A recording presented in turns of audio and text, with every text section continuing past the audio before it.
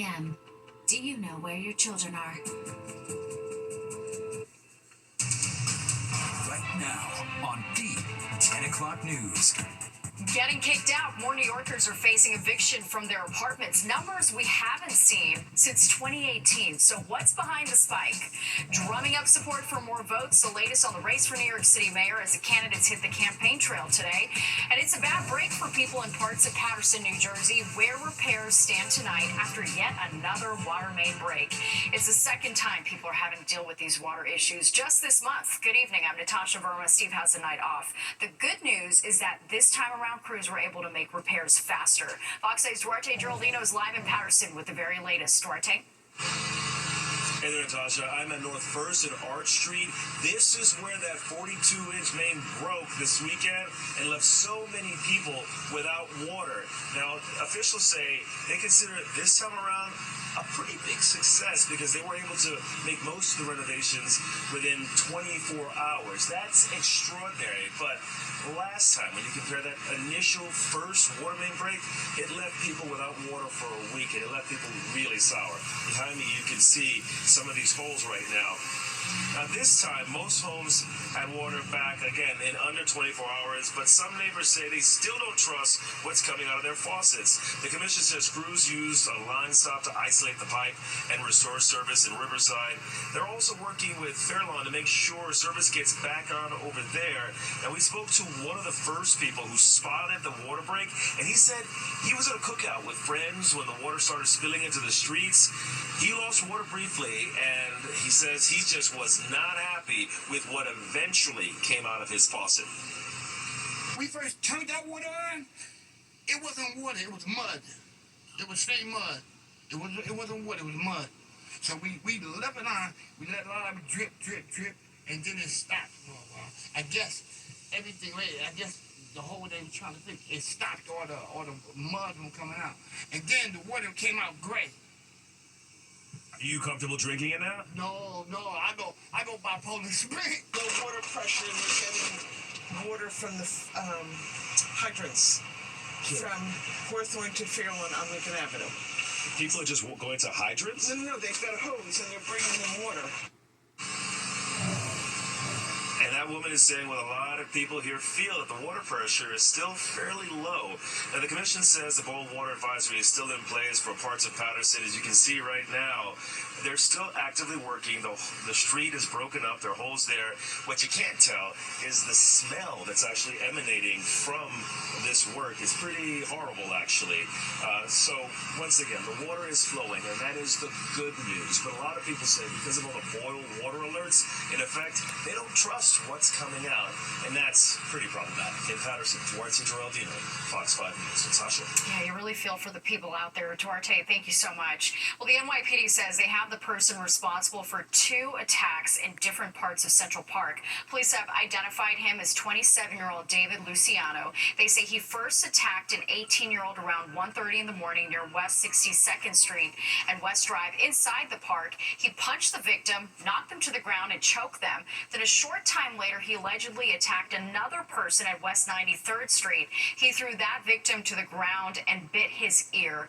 The incidents have people in the park understandably on edge. Yes, we do feel, particularly as women, that this is not a secure environment. Despite it being so vibrant and crowded, there are still issues, particularly when you're off trail. I look around, I see everybody walking and enjoying themselves and having a good time, and I just don't see this as a dangerous place at all.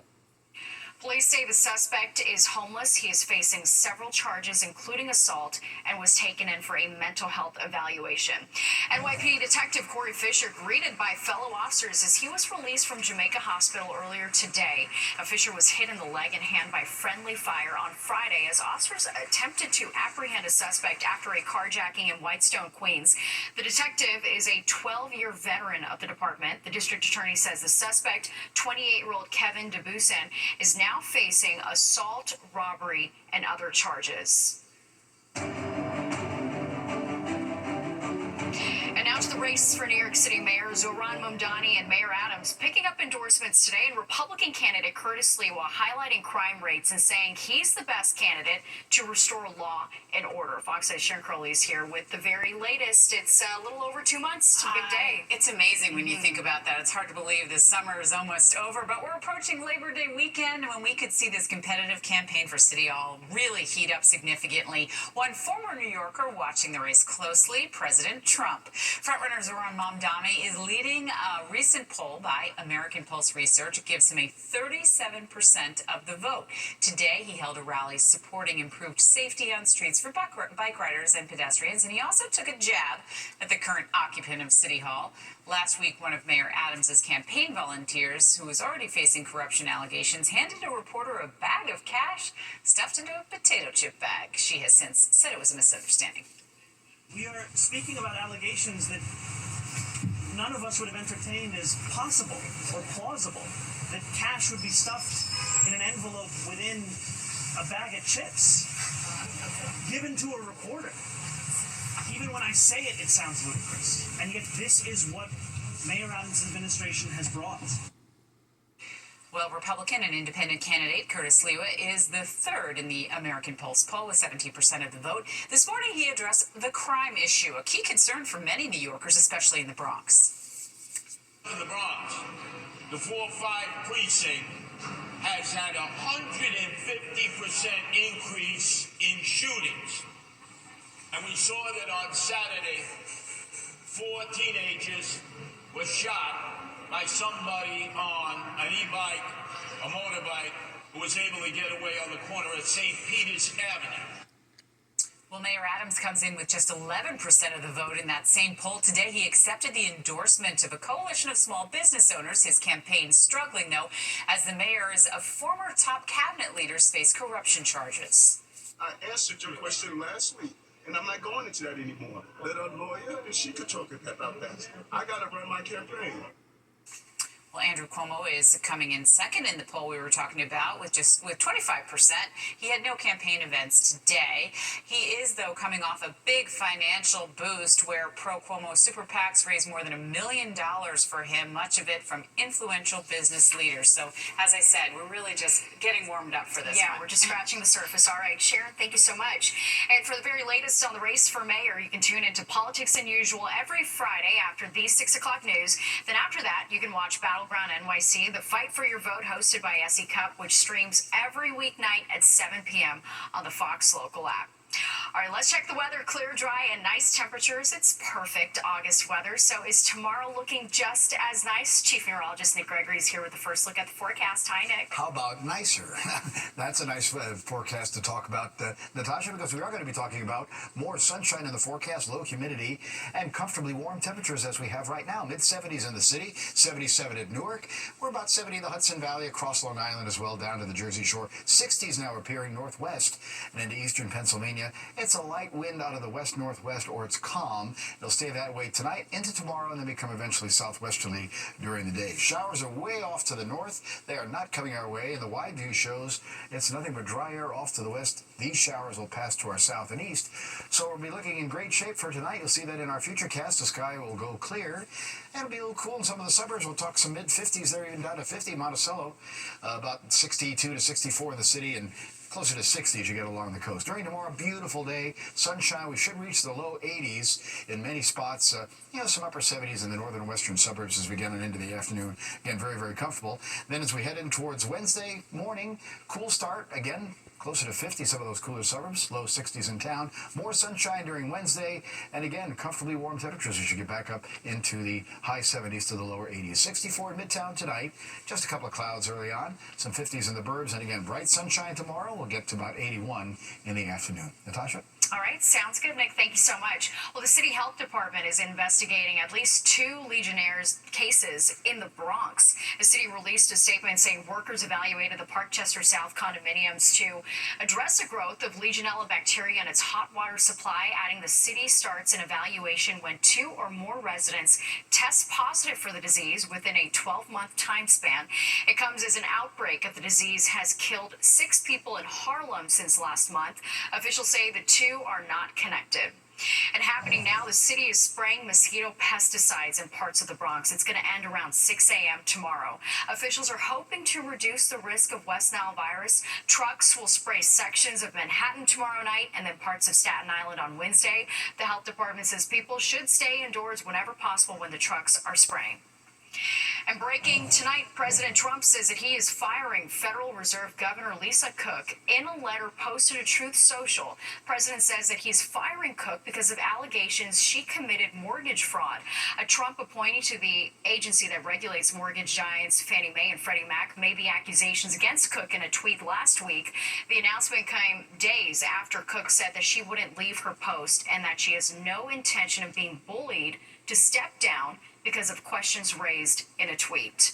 A federal judge has temporarily blocked Kilmar Abrego Garcia from getting deported to Uganda after he was detained by ICE again today in Maryland. He was taken back into federal custody after getting released on Friday. The Trump administration says it mistakenly sent him to a prison in El Salvador earlier this year because they say he's a member of the MS-13 gang, an allegation that Abrego Garcia denies. His attorneys claim the U.S. should not be able to deport him because his safety cannot be assured. Former Mexican cartel kingpin El Mayo Zambada pleading guilty today to drug trafficking charges and saying he was sorry for flooding the U.S. with illegal drugs. Zambada was arrested in Texas last year after U.S. spent more than 2 decades looking for him. He agreed to a plea deal after prosecutors say that they would not seek the death penalty. U.S. Attorney General Pam Bondi calling this a landmark victory. El Mayo operated with impunity at the highest levels of the Mexican drug trafficking world by paying bribes to government officials, by bribing law enforcement officers. He controlled corrupt officials and officers who protected his workers and his drug shipments. He's expected to be sentenced to life in prison in January. President Trump taking action to fight crime in big cities. He signed an executive order today threatening to withhold funds from cities with cashless bail. Sharon Crowley will join us next with what this means for New York. Plus, ghost plates allow drivers to evade tolls, but one law enforcement group on Long Island is stopping offenders in their tracks. Fox 5 gets an exclusive ride-along.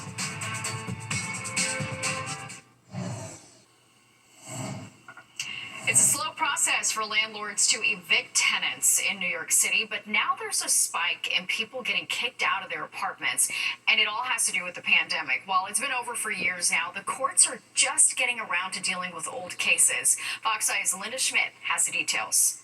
Well, experts say the number of people getting evicted is rising because the backlog of cases filed during the pandemic are just now getting resolved. Monthly evictions are now back to levels that existed in 2018. Tenants struggling to pay rent. Just one missed rent payment is enough to trigger the eviction process, and that most renters do have very little, if anything, in the way of reserve savings. City records show the most eviction cases were filed in the Bronx. Peter Hepburn is with an eviction research lab at Princeton University. He says the eviction process is not a quick one. It is a matter of months or even up to years. And during that time, landlords say they are bleeding money. An owner who's not collecting their rent, can't afford to pay their expenses, and taxes is probably the biggest expense that every housing provider has. Ann Korchak is a landlord and the board president of an organization that represents 350 landlords who own small buildings, ranging between 6 and 20 units. She says taking eviction action against a tenant is a last resort. It's not a pleasant place for either a landlord or a tenant to be. It comes at great expense, on the owner's side to hire an attorney. I just spoke earlier today with a property owner of a 2-family home in Queens. He has a tenant who's not paid rent in about 24 months. They are at risk of losing their home to foreclosure because they have 2 years of unpaid rent and about $50,000 in legal expenses. As for the landlords filing new eviction notices against tenants, well, that number is lower than it was back in 2018. The number of new eviction filings here in New York City is half of what it was before the pandemic. But we're still seeing a large number of families who are now going through the process of losing their homes. Linda Schmidt, Fox 5 News. Well, some people living in an apartment building in Hell's Kitchen want the city to remove a squatter. They say that 42-year-old Mohammed Barrow has an extensive history of trespassing and burglary. City says that he has to be caught in the act of committing a crime, something renters say has happened several times. They've also say that having him just feet away from their front door makes them feel unsafe. Just having someone who sort of knows where I live, the times of day that I leave my apartment, all the things that I'm doing. Someone who's not always been aggressive, but over the years has become, I would say, more aggressive than he was initially. Renters say since July, Barrow has been arrested 10 times with charges ranging from robbery to criminal trespass. Well, ghost plates have been an ongoing issue in our area, allowing drivers to evade the tolls. One law enforcement group on Long Island is cracking down. Fox 8's Jody Goldberg takes us on an exclusive ride-along. Reference my stop, I'm going to need an A number by ID. Lieutenant Thomas Young with the Suffolk County Sheriff's Office knows exactly what he's looking for. These here are Texas temporary plates, or at least they purport to be Texas temporary plates. These are completely fraudulent. This is a dead plate. It doesn't come back to anything. It's surrendered, and they'll put it on their car so that if they're going through toll plazas or if they are passing a license plate reader or something like that, when it picks up that plate number, it just comes back to nothing. We'll head over Lake DeFloyd. It's close. There's a lot of traffic. On an exclusive ride-along with Fox 5, we focus on ghost plates, which are phony plates that Lieutenant Young says puts everyone at risk. They're used by drivers looking to skirt the system and avoid accountability for crimes, traffic violations, and unpaid tolls and fines. If you have a fictitious plate on your car that you made in your basement or you got from Facebook Marketplace, it just makes going about and committing crimes a lot easier because you're almost completely off the grid. The first car we stop raises concerns. New Jersey plates with a New York State inspection. What's going on with that plate? After checking it out, it was legit. I have a resource that was given to me from the New York State Department of Motor Vehicles that kind of describes what a New Jersey temp plate should look like. But Sheriff Errol Toulon Jr. says it's the ones that aren't that really cause problems on the road. We're in a partnership with many different agencies that are going after these bad actors in our community. The partnership, according to the MTA, has resulted in nearly 2,000 towed vehicles from New York roads and roughly $11.5 million in fines so far this year. And in Suffolk County, deputy sheriffs have issued over 300 summonses and made 15 arrests in just the past month. It's got tints all over his car. The office is also going after drivers with tinted windows and cars with plates missing on the front. Next, Lieutenant Young pulled the driver of this Mercedes over. The reason why I'm stopping is you have no front plate on your car and your reg is actually coming up suspended. The driver also had unpaid tolls. He was ticketed and his plate pulled. This type of enforcement is actually really good to locate other stuff because when you're making contacts with people and you're seeing these cars that are, unregistered and you have reason to delve in a little bit further, you're finding stuff like guns, drugs, people with warrants. The crackdown comes with confiscations and arrests, and officials warn drivers trying to take a shortcut may find themselves on the wrong side of the road. We will go after you. We will ticket you. We will find you. In Suffolk County, Long Island, Jody Goldberg, Fox 5 News. Well, thousands of homes are being threatened out west. Fast-moving wildfires are burning in 2 states. The race to contain them next. And a big bust in Florida. The Coast Guard offloading what it says is the largest drug stash in history. The U.S. Coast Guard offloading a record amount of drugs at Port Everglades, Florida. Look at this. They seized nearly 62,000 pounds of cocaine and more than 14,000 pounds of marijuana, with a combined street value estimated at $473 million. The Coast Guard says the cocaine represents about 23 million potentially lethal doses, enough to overdose the entire population of Florida. A man has been arrested for allegedly throwing thousands of nails onto a highway in Tacoma, Washington. Police say he was walking by the side of the road and throwing them across the lanes. Crews had to shut down the highway to clean up this mess. Thankfully, no one was hurt. The man has been arrested and charged with first-degree malicious mischief. And out west, a heat advisory is in effect as crews battle several massive wildfires. In Central Oregon, thousands of people are under evacuation orders with the flames threatening nearly 4,000 homes. And in Northern California, the Picket Fire is 13% contained. It's burning in Napa Valley, but so far no vineyards have been damaged. Officials warn that flames are burning in deep and rugged terrain. Terrain is super difficult, super rugged, and very inaccessible for all the ground resources, so we're trying to be very aggressive with all the aircraft supporting the fire to keep it in check. And to help firefighters in Northern California, Governor Newsom has deployed additional equipment. All right, time to check the weather now. Back here at home, Nick joins us, and it's perfect outside. Hard to complain. It really is perfect. It's a lovely evening out there after a great afternoon, and more great weather's on the way for the whole week, pretty much, Natasha, so we're going to be looking forward to that. Satellite view, not much going on. A few clouds have been around this evening. That's really been about it, but again, sort of the wide view here, which it doesn't want to do, but the wide view would be showing that it's dry all the way back into the middle part of the country, and that's going to be reflected in our forecast. In fact, you'll see here in the Futurecast overnight, sky stays clear and sunshine is back for tomorrow. A beautiful day, maybe just a few fair weather clouds later on in the afternoon, but really sun rules during the whole day. Tomorrow night, another pretty comfortable night. In fact, a little cool in the suburbs. Back down to about 50 in some cooler spots there, and lower 60s in town. Wednesday, just as delightful, back up to about 80 with lots and lots of sunshine. And later in the week, it starts cooling down a little bit. We don't really have any rain in the forecast till maybe Friday afternoon and evening, and then it looks like a beautiful upcoming Labor Day weekend, but getting a little bit on the cooler than average side. All right, our forecast then for tonight, you'll see some 50s north and west. There's 55 Poughkeepsie, 53 in Sussex, even 49 Monticello. Closer to 60s you get to the coast, low 60s in Midtown. Tomorrow, beautiful day. It's sunny, and again, low 80s in town. Pretty much the same deal heading up into southern Connecticut, over to Newark. Mid-70s down to Belmar, and some middle 70s as you move from North Jersey on into the Hudson Valley. Natasha? All right, sounds good, Nick. Thank you. The first human case of a flesh-eating parasite detected in the U.S. The novel case leading to a lot of questions. We're going to explain if it's a risk to the public just ahead. And President Trump looking to end cashless bail nationwide, what his new executive order means for New York. This river wasn't dammed in a day, and GMC trucks weren't built overnight. Like every American achievement, they are a result of dedication. Over 100 years dedicated to the art of engineering and the ambition to always move this country forward. Current eligible GMC lessees can get this low-mileage lease on this Sierra Elevation for around $299 per month.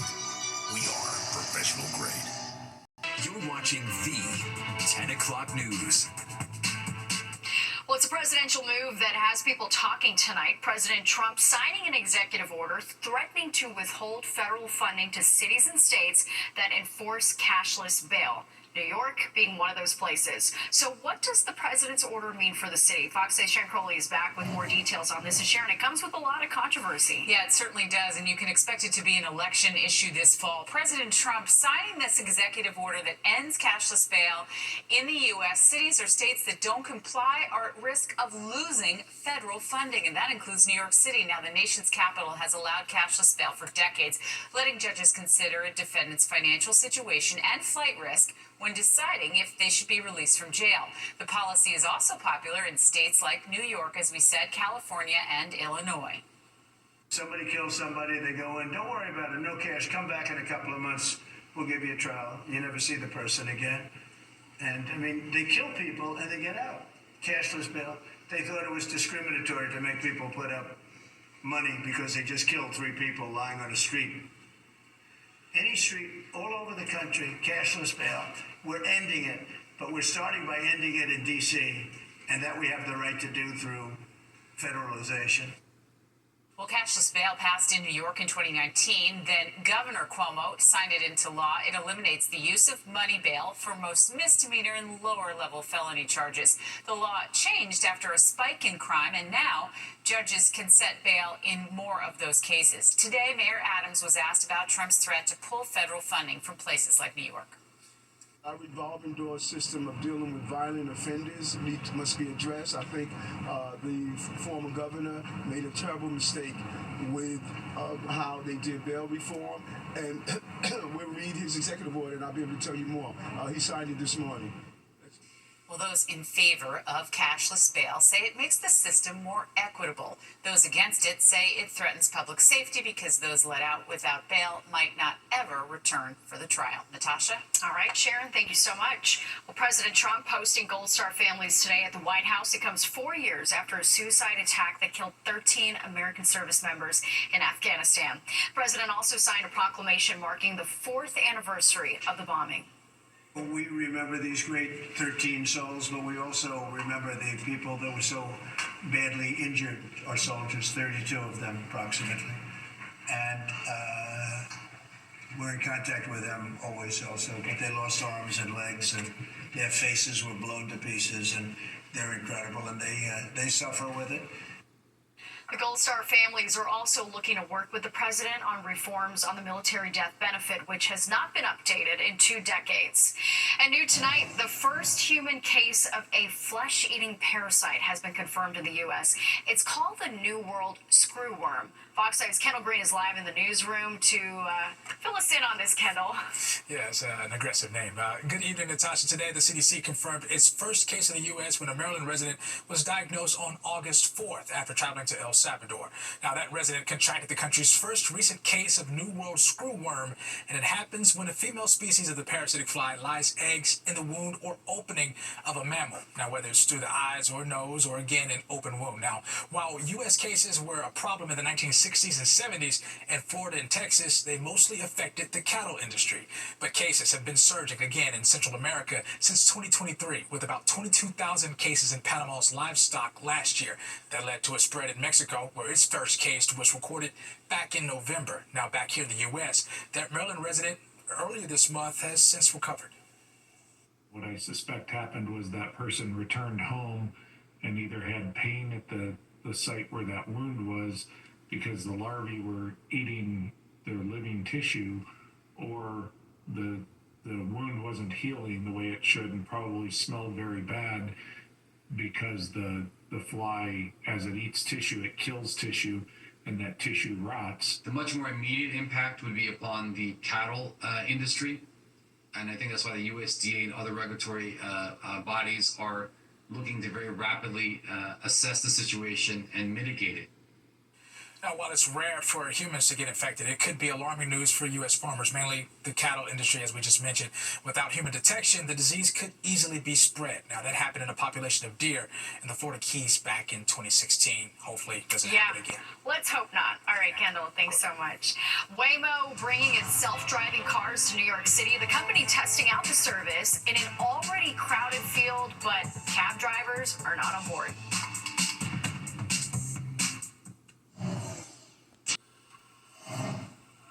Company Waymo is bringing its self-driving taxis to the streets of New York City. They'll start testing their cars in parts of Manhattan and Brooklyn.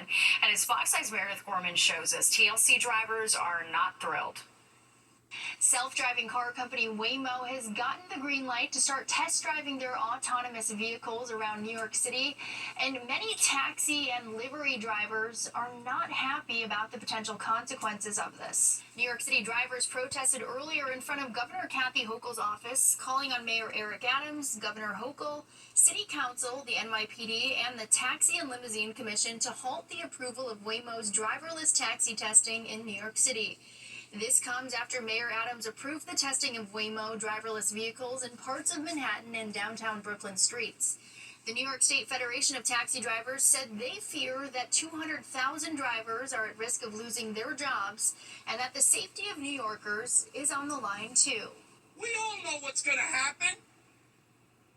They're trying to replace 200,000 men and women that make this city move today. So we tell the mayor, we tell the governor, we tell the city council, the assembly and the senate, it's no.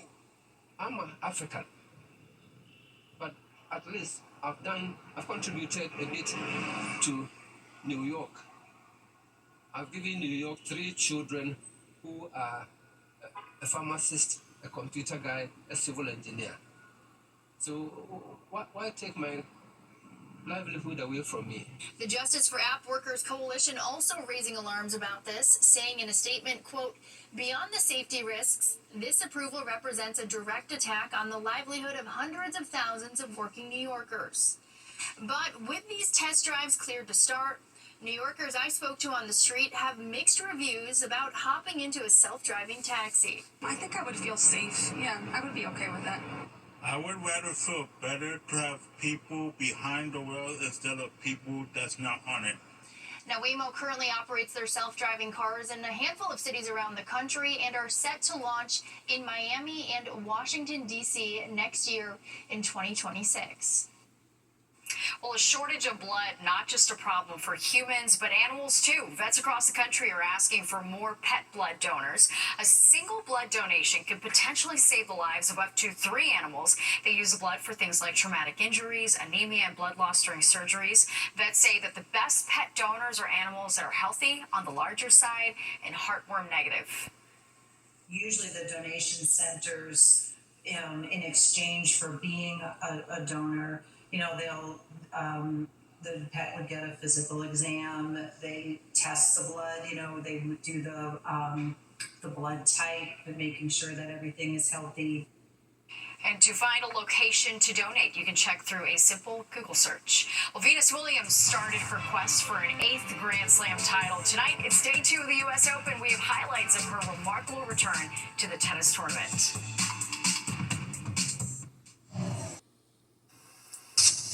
Welcome back. A big night for tennis champ Venus Williams and her fans. She was back at the U.S. Open after a 2-year break. Fox 8 Jennifer Williams live in Flushing Meadows with all the highlights. Hey, Jen.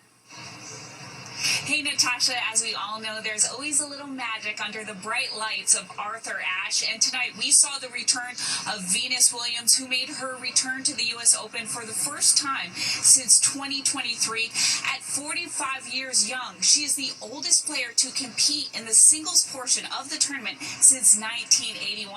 And tonight fans got to see Vintage V, her signature two-handed backhand on display, the toughness and the sheer power in which she plays with. Tonight she faced the 11th seed Karolina Muchova in her first round match. The crowd cautiously optimistic at first. It got louder and louder as Venus gained momentum in the first set and roared as Venus forced a third. But at the end of the day, Venus couldn't pull off the upset, falling to the check 3-6, 6-2, 1-6. But as you'll hear, everyone was just excited to see a little slice of history. It's definitely an iconic moment. She's full of history. She has so much more left in her. I'm glad that she's healthy enough. That's the most important thing, is that she's healthy to play. And I also think that it just gives other people, it inspires people to get back out there and try and do it. If you love the game, love it and do it. Do it as long as you want. I'm here with my 11-year-old son, and we're staying extra because he's never had the opportunity to see Venus play in person before, and he was dying to even just sit by the fountains and watch her up on the screen and be able to experience this, because who knows if she'll be playing again next year. My parents have always told me stories about Venus, and it's so cool that my mom's only 1 year older than her and she's out here playing tennis. So it's really cool. She's not like the average age to be like playing tennis, and she's like very old, so it's kind of cool how she's still playing at the Open. Natasha, I think Venus proved tonight that she is not too old to be playing tennis. And what's crazy is that she's had quite the run. She made her debut 28 years ago. She'd go on to win 7 major titles, including 2 here in Flushing, going back to back in 2000 and 2001. And again, the way she played tonight, I wouldn't be surprised if we see her again next year. I'll send it back to you in studio. It was so cute to see all the kids talk about her. I mean, what a treat to see her out there at Arthur Ashe in person. All right, Jennifer Williams, thank you so much. Let's get a check of the forecast now with Nick, and a gorgeous night to be at the U.S. Open outside. Exactly. Another treat besides seeing the great tennis match going on there, and we've got some great weather ahead as the week goes along. A few clouds have been in the area right now, though, over Midtown. As you take a look, beautiful view, skies clear, and we had a nice warm high of 86 today. That's definitely above average here. Same with a low of around 70, but we'll be around average tomorrow, and then a little bit below average later on in the week. Sunrise 617 down 739 as the daylight continues to shrink. Right now it's 75. There's that clear sky. It's a light wind out of the west-northwest, or it's calm. Humidity still pretty dry. Pressure's rising. Good sign there. 29.88. All right, we're already down into the upper 60s, though. Sussex to Scranton, there's 64, but Newark hanging on to 77. And about 70 as you go up through White Plains up to the Hudson Valley there, Dutchess County. Mid-70s, Connecticut, 69 out in the Hamptons, and about 70 down the Jersey Shore. There's that northwest wind, or like I said, it's calm in a few spots. We'll have a light northwest wind for the area tonight. Into tomorrow morning, then becoming more southwesterly, I think, as the day goes along tomorrow. Pretty warm day, though, for the area. 88 for Newark, the warm spot there. Again, mid-80s in town, 83 Poughkeepsie, mid-80s across Connecticut. Even Islip there checking in 84. It was 80s up to Concord and Providence there in New England. Albany, same deal, 81. Then a little cooler. Look at the 70s appearing, even only 71 in Cleveland today. High 80s, Washington, D.C. on southward. And then we picked up only 70 degrees for Chicago for their highs. A little cool weather there for sure. Then back to the 80s, even 90-degree weather heading down into the Carolinas. All right, satellite view. Just a few clouds again into the area. All those showers are staying off to the north, so we're not going to be bothered by that. In fact, there's a dry forecast next couple of days as this ridge of high pressure kind of moves on in, takes up residence, and gives us dry and sunny weather in the forecast. Overnight, it's a clear sky, and you'll see, again, temperatures heading down into the lower 50s up there in Sussex and up towards parts of Sullivan County. And 55 there in the mid-Hudson Valley, about 60 on the east end, down to the Jersey Shore, and low 60s in town. So going into tomorrow, again, a nice day, sunny. I think some of these numbers are a little on the low side. I'm thinking about 81 or so for Midtown, like it'll be at Newark. Definitely some 70s to the north and west tomorrow. Very comfortable, though. Still not all that humid. Mostly upper 70s, too, as you head out across Long Island. All right, tomorrow night, still a mainly clear sky. Gets again down in the lower 50s, even to about 50 in some of those cooler northern suburbs. 60 into southern Connecticut, low 60s in town. And then Wednesday, still getting back up to about 77 to about 80 degrees or so. Again, pretty seasonal, really, for this time of the year. All right, boating forecast, winds northwest to southwest, about 10 to 20 knots tomorrow. So we're going to a moderate risk for rip currents. That's down a notch, but still be careful. Waves are running about 3 to 5 on the ocean, 1 or less on the sound. It's still nice in the water at 74 degrees. All right, tonight it's going down to 64 in the city. You saw those 50s in the forecast for the northern western cooler spots. Under a clear sky for the most part. Sunny, nice, comfortably warm tomorrow, about 81. We'll take that for sure. 78 Wednesday, 62 in the morning, a beautiful sunny day. Now by Thursday, we'll start to see some clouds appear, but still decent 79. Could be some afternoon, evening showers, thunder showers on Friday. But look at your holiday weekend forecast. Saturday, Sunday, Monday, nice 70s, even upper 50s at night, back to about 80 on Labor Day. Natasha? It's good to me. All right, Nick, thank you. And as you just saw, the U.S. Open is the hottest ticket in town every summer. But the event is not just about tennis. It's also about the concessions. We're taking you back in time to the 80s to see what food and drinks cost back then.